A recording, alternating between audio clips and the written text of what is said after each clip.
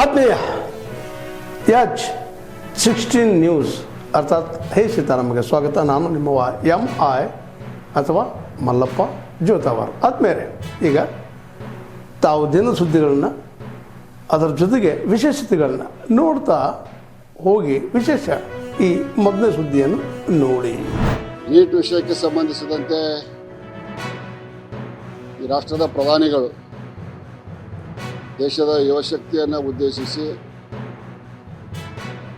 Neat ಪರೀಕ್ಷೆಯಲ್ಲಿ ಆದಂಥ ಲೋಪದೋಷಗಳನ್ನು ಗುರುತಿಡಿದು ತಪ್ಪಿತಸ್ಥರಿಗೆ ಶಿಕ್ಷೆಯನ್ನು ಕೊಡಲಿಕ್ಕೆ 5 ಫಾಸ್ಟ್ ಟ್ರ್ಯಾಕ್ ಕೋರ್ಟ್ಗಳನ್ನು ತರಿತೀವಿ ಅನ್ನುವಂಥ ಭರವಸೆಯನ್ನು ಕೊಟ್ಟಿದ್ದಾರೆ.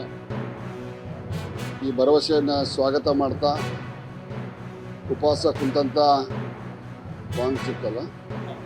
ವಾಂಗ್ಚುಕ್ ಅವರು ಕೂಡ ನಿರಸನವನ್ನು ಮುಕ್ತಾಯಗೊಳಿಸಿದ್ದು ಸಂತೋಷದ ವಿಷಯ.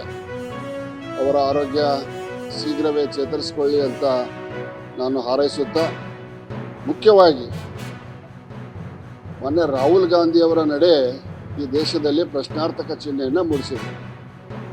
ಆ ವಿದ್ಯಾರ್ಥಿಗಳು ಕಳೆದ 20-25 ದಿವಸಗಳಿಂದ ಜಂತರ್ ಮಂತರದಲ್ಲಿ ನಿರಸನದಲ್ಲಿ ಕೂತಿದ್ರು. ಒಂದು ದಿನವೂ ಅದರ ಬಗ್ಗೆ ಮಾತನಾಡಲಿಲ್ಲ, ಒಂದು ದಿನವೂ ಅವ್ರ ಕಡೆ ಹೋಗಿ ಭೇಟಿಯಾಗಲಿಲ್ಲ. ಲೋಕಸಭೆಯ ಅಧಿವೇಶನ ಪ್ರಾರಂಭವಾಗುವಾಗ ಜನರನ್ನು ಕರ್ಕೊಂಡು ಹೋಗಿ ಲೋಕಸಭೆಗೆ ನುಗ್ಗಿಸುವಂಥ ಪ್ರಯತ್ನ ಅವರೊಬ್ಬರು ವಿರೋಧ ಪಕ್ಷದ ನಾಯಕರು. You will be called as a shadow prime minister. ತಾನಿರುವಂಥ ಪ್ರಜಾಪ್ರಭುತ್ವದ ದೇಗುಲದೊಳಗೆ ಜನರನ್ನು ಹೋಗಿಸಿ ದಾಂಧಲೆ ಮಾಡ್ತೇವೆ ಅನ್ನುವಂಥದ್ದು ಇದು ಯಾವ ನ್ಯಾಯ ಅನ್ನುವಂಥದ್ದು ಕೇಳ್ತೇನೆ. ಆಮೇಲೆ ಎಲ್ಲರ ಮನೆಯಲ್ಲಿಯೂ ಮಕ್ಕಳಿರ್ತಾರೆ. ಮಕ್ಕಳನ್ನು ವಿನಾಕಾರಣ ರಾಜಕೀಯಕ್ಕೆ ತಂದು ಅವರ ಭವಿಷ್ಯವನ್ನು ಹಾಳು ಮಾಡುವಂಥ ಒಂದು ಕೆಟ್ಟ ಪರಿಸ್ಥಿತಿಗೆ ಇವತ್ತು ರಾಷ್ಟ್ರೀಯ ಕಾಂಗ್ರೆಸ್ ಪಕ್ಷ ಹೋಗ್ತಾ ಇರೋದು ಅತ್ಯಂತ ವಿಷಾದನೀಯ. ಮಕ್ಕಳ ಭವಿಷ್ಯದ ಜೊತೆಗೆ ಚೆಲ್ಲಾಟ ಆಡಿದರೆ ನಿಮ್ಮನ್ನು ಯಾರಾದರೂ ಕ್ಷಮಿಸ್ಬೋದು, ಆ ಭಗವಂತ ಕ್ಷಮಿಸೋದಿಲ್ಲ ಅನ್ನುವಂಥ ಎಚ್ಚರಿಕೆಯನ್ನು ಕಾಂಗ್ರೆಸ್ ಪಕ್ಷದ ವರಿಷ್ಠರಿಗೆ ಕೊಡಲಿಕ್ಕೆ ಇಚ್ಛೆಪಡ್ತಾರೆ.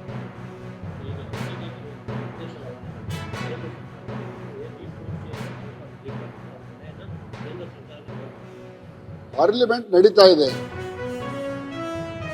ಎಷ್ಟು ಗಂಟೆ ಸಮಯ ಬೇಕೋ ಅಷ್ಟು ಗಂಟೆ ಸಮಯವನ್ನು ಚರ್ಚೆಗೆ ಕೊಡ್ತೇವೆ ಅಂದಿದ್ದಾರೆ. ಹೊರಗೆ ಪ್ರಶ್ನೆಗಳನ್ನು ಕೇಳುವುದಕ್ಕಿಂತ, ಹೊರಗೆ ಗಲಾಟೆಗಳನ್ನು ಮಾಡೋದಕ್ಕಿಂತ, ಹೊರಗೆ ಹ್ಯೂ ಆ್ಯಂಡ್ ಕ್ರೈ ಎಬ್ಬಿಸೋದಕ್ಕಿಂತ ಲೋಕಸಭೆಯಲ್ಲಿ ಹೋಗಿ ಚರ್ಚೆಯನ್ನು ಮಾಡಿದರೆ ಅದು ಇಡೀ ಜಗತ್ತಿಗೆ ಬಿತ್ತರಿಸ್ತೈತಿ. ಅದು ಲೋಕಸಭೆಯ ದಾಖಲೆಯಲ್ಲಿ ಉಳಿತೈತಿ. ಪಾನಿ ಕಾ ಪಾನಿ, ದೂದ್ ಕಾ ದೂನಿ ಹಾಕೈತಿ, ದೂದ್ ಕಾ ದೂದ್ ಹಾಕೈತಿ. ಅದನ್ನು ಬಿಟ್ಟು ಸುಮ್ಮನೆ ರಸ್ತೆಯಲ್ಲಿ ಹೋಗಿ ಕುಂತ ಹೇಳಿನ, ಎಲ್ಲೇ ಹೋಗಿ ಕುಂತ ಹೇಳಿನ ಅದರ ಅರ್ಥ ಇಲ್ಲ. ಅವರು ಕೂಡ ಹಿರಿಯ ಕಾಂಗ್ರೆಸ್ ನಾಯಕರದಾರ, ಒಂದು ಸಲ ಕಾಂಗ್ರೆಸ್ ಅಧ್ಯಕ್ಷರಾಗಿ ಕೆಲಸ ಮಾಡಿದಂಥವ್ರು. ಇವರು ಕಾಂಗ್ರೆಸ್ನವ್ರಿಗೆ ಲೋಕಸಭೆಯಲ್ಲಿ ಭಾಗವಹಿಸ್ಲಿಕ್ಕೆ ಏನು ತೊಂದರೆ ಐತಿ?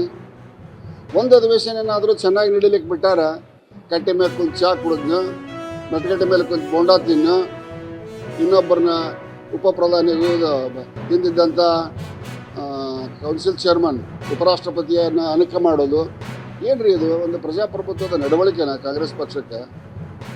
ರಾಹುಲ್ ಗಾಂಧಿ ಅವ್ರ ವಿಚಾರ ಏನೇ ಇರಲಿ, ಅಟ್ಲೀಸ್ಟ್ ಅವ್ರಿಗೆ ಬುದ್ಧಿ ಹೇಳುವಂಥ ಹಿರಿಯರು ಯಾರು ಕಾಂಗ್ರೆಸ್ನಾಗಿಲ್ಲ. That is very unfortunate.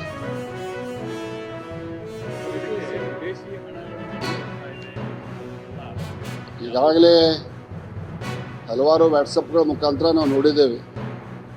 I don't know how much they are true or false. ಬಂದಂತರ ಅದರಲ್ಲಿ ಪಾಕಿಸ್ತಾನಿಯ ಫೇಕ್ ಐಡಿಗಳದಾವ ಅನ್ನುವಂಥದ್ದನ್ನು ಒಬ್ಬ ದೆಹಲಿಯ IPS ಆಫೀಸರ್ ಹೇಳುವುದನ್ನು ಕೂಡ ಇವತ್ತು ನಾನು ವಾಟ್ಸಪ್ನಲ್ಲಿ ನೋಡಿದ್ದೇನೆ. ವಿದೇಶಿ ಹಣದ ಫಂಡಿಂಗ್ ಸಲುವಾಗಿ ಇದರ ನನಗನಿಸಿದ ಮಟ್ಟಿಗೆ ಬಹುತೇಕ ಎಲ್ಲ ರಾಜಕೀಯ ತಜ್ಞರ ಅಭಿಪ್ರಾಯ FCR ಕಾನೂನನ್ನು ಏನು ತರ್ತಾ ಇದ್ದಾರೆ ಇದೇ ಅಧಿವೇಶನದಲ್ಲಿ, FCR ಕಾನೂನು ಕಟ್ಟುನಿಟ್ಟಾಗಿ ಜಾರಿಗೆ ಬಂದರೆ ಯಾವ ಮೂಲದಿಂದ ವಿದೇಶಿ ಹಣ ಬರ್ತೈತಿ, ಯಾವ ಕಾರಣಕ್ಕಾಗಿ ವಿದೇಶಿ ಹಣ ಬರ್ತೈತಿ ಅನ್ನುವಂಥದ್ದು ಸತ್ಯಾಂಶ ಹೊರಗೆ ಬೀಳ್ತೈತಿ. ಹಂಗೆ ಬಂದ್ರಾಗ ಇಂಥ ದೇಶದ್ರೋಹಿ ಚಟುವಟಿಕೆಗಳಿಗೆ ಹಣ ವಿನಿಯೋಗ ಮಾಡೋದು ತುಂಬ ಕಠಿಣ ಆಕೈತಿ. ಅದು ಬರದಂತೆ ನೋಡಿಕೊಳ್ಳೋದ್ರ ಸಲುವಾಗಿ ಇದೊಂದು ವ್ಯವಸ್ಥಿತ ಸಂಚು. ನೋಡಿ, ಈಗಾಗಲೇ ಈ ನೀಟು ಏನು ಪೇಪರ್ ಲೀಕ್ ವಿಚಾರ ಇತ್ತು, ತಕ್ಷಣವೇ CBI ಇನ್ಕ್ವೈರಿ ಮಾಡಿಸಿ ಅವ್ರು 12-13 ಜನನ ಬಂಧನೆ ಮಾಡಿದ್ದಾರೆ. ಫಾಸ್ಟ್ ಟ್ರ್ಯಾಕ್ ಕೋರ್ಟ್ ಕೂಡ ಸೃಷ್ಟಿ ಮಾಡಿದ್ದಾರೆ. ಜೊತೆಗೆ ಹೊಸ ಕಾನೂನು ಕೂಡ ರೂಪಿಸಲಿಕ್ಕೆ ಇವತ್ತು ಮುಂದುವರಿತಾ ಇದ್ವಿ. ಸೂಕ್ತವಾದಂಥ ಪ್ರತಿಕ್ರಿಯೆ ಕೊಟ್ಟಿದ್ದಾರೆ. ಇದು ಭಾಳ ಗಂಭೀರವಾದಂಥ ವಿಷಯ ಅಂತ ಹೇಳಿ ಏನು ಪೇಪರ್ ಲೀಕ್ ಇದೆ ಅದನ್ನ ಭಾಳ ಗಂಭೀರವಾಗಿ ಪರಿಗಣಿಸ್ತಾ ಇದ್ದೀವಿ. ಗಂಭೀರವಾಗಿ ಇದನ್ನ ಬಗೆಹರಿಸೋದಕ್ಕೆ ಮುಂದುವರಿತಾ ಇದ್ದೀವಿ. ಈಗಾಗಲೇ ಏನೇನು ಬದಲಾವಣೆಗಳು ಆಗಬೇಕಾಗಿದೆ ಅದು ಆಗೋದಕ್ಕೆ ನಾವು ಮುಂದುವರಿತಾ ಇದ್ದೀವಿ. ಜೊತೆಗೆ ನೀಟಿನ ಎಕ್ಸಾಮಿನೇಷನ್ ಆಗಲೇ ಆಗಿ ಫಲಿತಾಂಶನೂ ಕೂಡ ಬಂದಿದೆ. ಸೊ ಈಗ ಈ ಒಂದು ಪ್ರಾಮಾಣಿಕವಾದಂಥ ಒಂದು ಹೋರಾಟ ಏನು ನಡೀತಾ ಇತ್ತು, ಅದ್ರ ಜೊತೆಗೆ ಹಲವಾರು ಗುಂಪುಗಳು ಸೇರಿದ್ದಾವೆ. ಇದು ಭಾರತ ಒಂದು ಸಮಾಜ, ಭಾರತವನ್ನು ವಿಭಜನೆ ಮಾಡುವಂಥದ್ದು ಕೆಲವು ಗುಂಪುಗಳಿರ್ಬೋದು, ಕೆಲವು ಎಡಪಂಥಿ ಭಾವನೆ ಇರುವಂಥದ್ದು ಗುಂಪುಗಳಿರ್ಬೋದು. ಎಲ್ಲನೂ ಕೂಡ ಇವತ್ತು ಕಾಂಗ್ರೆಸ್ಸು ಕೂಡ ಸೇರಿಕೊಂಡು ಮಾಡ್ತಾ ಇರೋದು ಒಂದು ರೀತಿ ಅರಾಜಕತೆಯನ್ನು ಸೃಷ್ಟಿಸುವ ಒಂದು ನಿಟ್ಟಿನಲ್ಲಿ ಇವರು ಕೆಲಸವನ್ನು ಮಾಡ್ತಾ ಇದ್ದಾರೆ. ಸುತ್ತಮುತ್ತ ಒಂದು ರಾಷ್ಟ್ರಗಳಲ್ಲಿ ಏನು ನಡೆದಿದೆ, ಏನು ಅಂತಾರಾಷ್ಟ್ರೀಯ ಕೆಲವು ಷಡ್ಯಂತ್ರಗಳನ್ನು ಕೂಡ ಒಂದು ಮಾದರಿಯಾಗಿ ಇವರು ಅದನ್ನ ಒಂದು ರೀತಿಯ ಒಂದು ಯತ್ನವನ್ನು ಪ್ರಯತ್ನ ಮಾಡ್ತಾ ಇದ್ದಾರೆ. ಇದು ನಿಜಕ್ಕೂ ಖಂಡನೀಯ. ಕಾಂಗ್ರೆಸ್ ಕೈ ಜೋಡಿಸೋದು ಎಷ್ಟು ಮಟ್ಟಿಗೆ ಸರಿ ಸರ್? ಒಂದು ಪ್ರತಿಪಕ್ಷವಾಗಿ ಕಾಂಗ್ರೆಸ್ ಕೈ ಪ್ರತಿಭಟನೆ ಮಾಡೋದು ಏನು ಸಮಸ್ಯೆ ಇಲ್ಲ. ಕಾಂಗ್ರೆಸ್ ಕೈ ಜೋಡಿಸೋದು ಪ್ರತಿಭಟನೆ ಮಾಡೋದ್ರಲ್ಲಿ ಏನು ಸಮಸ್ಯೆ ಇಲ್ಲ. ನಾವು ಕೂಡ ಪ್ರತಿಭಟನೆ ಮಾಡ್ತೀವಿ. ಇಲ್ಲೂ ಕೂಡ ನಾವು ವಿರೋಧ ಪಕ್ಷ ಆಗಿ ನಾವು ಪ್ರತಿಭಟನೆ ಮಾಡ್ತಾ ಇರ್ತೀವಿ. ಆದರೆ ಇವರು ಅರಾಜಕತೆ ಸೃಷ್ಟಿಸುವಂಥ ಏನು ಯತ್ನ ನಡೀತಾ ಇದೆ ಅದು ಖಂಡನೀಯ. ಭಾರತದಲ್ಲಿ ಪ್ರಜಾಪ್ರಭುತ್ವ ಇದೆ. ಪ್ರಜಾಪ್ರಭುತ್ವದಲ್ಲಿ ಚರ್ಚೆ ಆಗಬೇಕು ಎಲ್ಲಿ? ಸಂಸತ್ನಲ್ಲೋ ಆಚೆನೋ. ಸಂಸತ್ನಲ್ಲಿ ಇವರು ಚರ್ಚೆ ಮಾಡೋದಿಲ್ಲ, ಸರಿಯಾದ ರೀತಿಯಲ್ಲಿ ಅಲ್ಲಿ ಪ್ರಕ್ರಿಯೆ ಪಾಲನೆ ಮಾಡಲ್ಲ. ಆಚೆಗೆ ಬಂದು ಈ ರೀತಿಯ ಪ್ರತಿಭಟನೆ ಮಾಡೋ ಮೂಲಕ ಜನರ ದಿಕ್ಕನ್ನು ತಪ್ಪಿಸ್ತಾ ಇದ್ದಾರೆ. ನಾವು ಹೇಳಿದ್ದೀವಿ, ನೀಟು ಪೇಪರ್ ಲೀಕ್ ಆಗಿರೋದು ಭಾಳ ಗಂಭೀರ, ಅದನ್ನ ಬಗೆಹರಿಸಬೇಕಾಗಿದೆ. ಇದು ಎಲ್ಲರೂ ಕೂಡ ನಮ್ಮ ಸಂಪೂರ್ಣವಾದಂಥ ಬೆಂಬಲ ಇದೆ. ಅದನ್ನ ಸರಿಪಡಿಸೋ ನಿಟ್ಟಿನಲ್ಲಿ ಸಮಸ್ತ MP ಗಳು, ಸಂಸತ್ ಸದಸ್ಯರು ಸರ್ಕಾರದ ಜೊತೆಗಿದ್ದಾರೆ. ಆದರೆ ಈ ಅರಾಜಕತೆ ಸೃಷ್ಟಿಸುವ ನಿಟ್ಟಿನಲ್ಲಿ ನಮ್ಮ ಭಾರತದ ಪ್ರಜಾಪ್ರಭುತ್ವ, ನಾವು ನಿರ್ಮಾಣ ಮಾಡಿರುವಂಥ ಸಂಸ್ಥೆ ಮೇಲೆ ಏನು ಹಲ್ಲೆ ಮಾಡ್ತಾ ಇದ್ದಾರೆ ಅದು ಖಂಡನೀಯ. ನೋಡಿ, ಸರ್ಕಾರ ಏನು ಕ್ರಮ ತಗೋಬೇಕಾಗಿದೆ ಅವ್ರು ತಗೋತಾರೆ. ಇವತ್ತಾಗಲೇ ಈ ಒಂದು ಪೇಪರ್ ಲೀಕ್ ವಿಚಾರ ಕುರಿತು ಏನೇನು ಸೂಕ್ತವಾದಂಥ ಕ್ರಮ ತಗೋಬೇಕಾಗಿದೆ ಪ್ರಧಾನಮಂತ್ರಿಯವರೇ ಸ್ವತಃ ಇವತ್ತು ರಾತ್ರಿ ಅವ್ರು ಅಡ್ರೆಸ್ ಮಾಡಿ ಎಲ್ಲ ರೀತಿ ಏನು ಪರಿಹಾರ ಕೊಡ್ತಾ ಇದ್ದಾರೆ ಅಂತ ಹೇಳಿದ್ದಾರೆ. ಇಲ್ಲ, ಪ್ರತಿಭಟನೆ ಕೈ ಬಿಡಲಿಕ್ಕೆ ಮನವಿ ಮಾಡಿದ್ದಾರೆ. ವಿದ್ಯಾರ್ಥಿಗಳ ಬೇಡಿಕೆ ಏನಿದೆ? ಧರ್ಮೇಂದ್ರ ಪ್ರಧಾನ್ ಅವರು ರಾಜೀನಾಮೆ ಕೊಡಬೇಕು. ಅದು ಬಿಟ್ಟಿನೆಲ್ಲ ಮಾತಾಡ್ತಾ ಇದ್ದಾರಲ್ಲ ಪ್ರಧಾನಮಂತ್ರಿಗಳು. ನಾನು ಪದೇ ಪದೇ ಕೇಳ್ತಾ ಇದ್ದೀನಿದ್ದು, ಧರ್ಮೇಂದ್ರ ಪ್ರಧಾನ್ ಅವರು ಅವರ ರಾಜೀನಾಮೆ ಪಡಿಲಿಕ್ಕೆ ಯಾಕೆ ಪ್ರಧಾನಮಂತ್ರಿಯವರು ಹೆದರ್ಕೋತಾ ಇದ್ದಾರೆ? ಏನು RSS ಅವರ ಇಂದ ಏನಾದರೂ ನಿರ್ದೇಶನ ಬಂದಿದೆಯಾ? ಈತ ನಮ್ಮ ಕಾರ್ಯಕರ್ತ, ಈತ ಒಬ್ಬ ಸ್ವಯಂ ಸೇವಕ, ಇವನಿಗೆ ರಕ್ಷಣೆ ಕೊಡಿ ಅಂತ ಬಂದಿದೆಯಾ? ಇದು ಪಾರದರ್ಶಕವಾಗಿ ಹೊಣೆಗಾರಿಕೆ ಇರುವಂಥ ಸರ್ಕಾರ ಅಂತ ಹೇಳ್ಬೋದಾ ನಾವು? ಏನು ರಾತ್ರಿ 12 ಗಂಟೆಗೆ ಬಂದು ನೀವು ಸ್ಟೇಟ್ಮೆಂಟ್ ಕೊಡೋದು? ಪಾರ್ಲಿಮೆಂಟ್ನಲ್ಲಿ ಕೊಡ್ರಿ.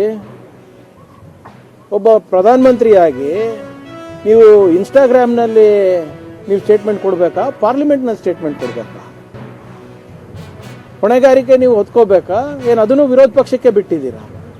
ನನಗೆ ಆಶ್ಚರ್ಯ ಏನಪ್ಪ ಅಂದರೆ, ಎಲ್ಲ ಕಠಿಣ ಪ್ರಶ್ನೆಗಳು ಸರ್ಕಾರದ ಬಗ್ಗೆ ವಿರೋಧ ಪಕ್ಷದವ್ರಿಗೆ ಕೇಳ್ತಾ ಇದ್ದೀರಾ. ಕೇಂದ್ರ ಸರ್ಕಾರದವರಿಗೆ, ಈ ಸಂಸದರಿಗೆ ಏನು ಪ್ರಶ್ನೆಗಳೇ ಇಲ್ಲ ನಿಮ್ಮದು. Dharmendra Pradhan should resign, that is the demand.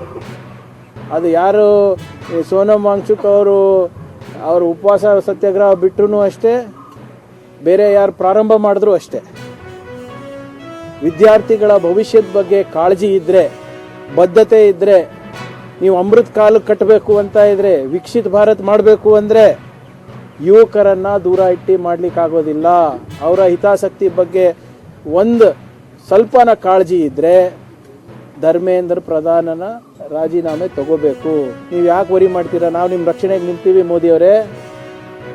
Congress will stand by you. ಹೆದರ್ಕೋಬೇಡಿ, ರಾಜೀನಾಮೆ ಪಡೀರಿ.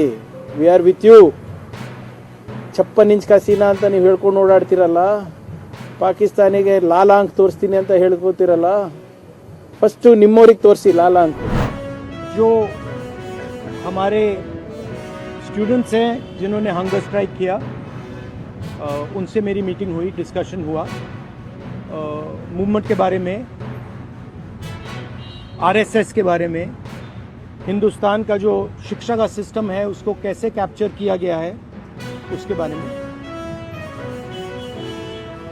मेन चीज़ जो हम कहना चाहते हैं कि स्टूडेंट्स की 3 डिमांड्स हैं और these are not negotiable demands and this is not me saying it, this is the students of India saying it, that there are 3 non negotiable demands.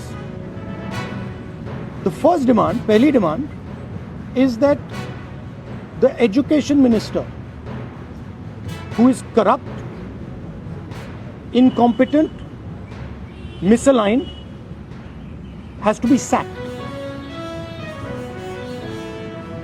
There is some talk going on. We get information these days from the government. There's some talk going on in Mr.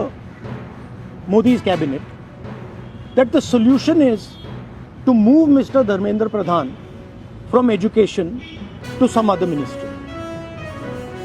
This is not acceptable to the students of India. It is not acceptable to anybody. The reason is Mr. Pradhan is a symbol of corruption and of what has happened to the future of India's children. He is a symbol of the destruction of the most valuable thing that this country has, which is our students and their future. And so there is going to be no conversation about Mr. Dharmendra Pradhan being moved here, moved there, put behind, forward, nothing. Mr. Dharmendra Pradhan has to be sacked, period. Second, show you like this young lady is injured. Yesterday, I showed you a young man who has been shot in the eye. And there are thousands and thousands of youngsters who have had lathis break their legs, lathis break their heads, pellets in their bodies. The people who have done this, the organizers and the implementers, need to be punished and made accountable. And the third thing is the leader of this entire machinery that is doing this, Mr. Narendra Modi, has to apologize for what he has done to the students and the future of this country. ತಾವೆಲ್ಲ ಇಲ್ಲಿವರೆಗೆ ಸುದ್ದಿಗಳನ್ನು ನೋಡಿದಿರಿ, ಜೊತೆಗೆ ವಿಶೇಷ ಘಟನೆಗಳನ್ನು ಸಹ ನೋಡಿದಿರಿ. ಅದು ನಿಮಗೇನು ಅನ್ನಿಸ್ತು? ನಿಮಗೆ ಲೈಕ್ ಮಾಡಿರಿ, ಶೇರ್ ಮಾಡಿರಿ, ಕಾಮೆಂಟ್ ಮಾಡಿರಿ, ಜೊತೆಗೆ ಸಬ್ಸ್ಕ್ರೈಬ್ ನಿಲ್ಲಿಸ್ಬೇಡ್ರಿ. H16 ನ್ಯೂಸ್ ಅರ್ಥಾತ್ ಸಿದ್ದರಾಮಯ್ಯ ಸತ್ಯದ ಕೈಗಳಲ್ಲಿ ವಂದನೆಗಳು.